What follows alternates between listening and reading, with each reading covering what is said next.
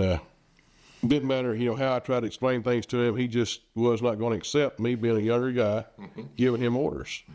And I told him all, I never asked a man that worked for me to do something I wouldn't do myself. I'd been there. I'd done every aspect of what they were doing. And I finally fired him, and fired him in front of his, the other employees, people that he'd been working with, his friends or whatever for years. And once I did that, I actually lost sleep over it because he was a good employee. But I knew in my heart, that this wasn't going to work for me if I could not get him under control. Yeah. I couldn't get him under control. So the only other option I had was to get rid of him. And once I made that decision and fired him, he still would not take it. He was like, you can't fire me. So had to get my boss out there and told him what I'd done.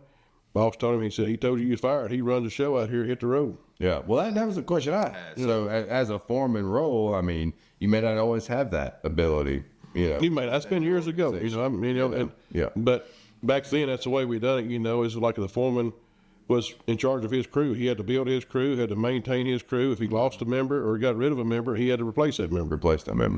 And so, it's very intimidating. And to answer your question, it's really hard to gain the respect. It can be done. Hopefully it can be done without having to get rid of a crew member. But, in my situation, once I made that initial step, as hard as it was,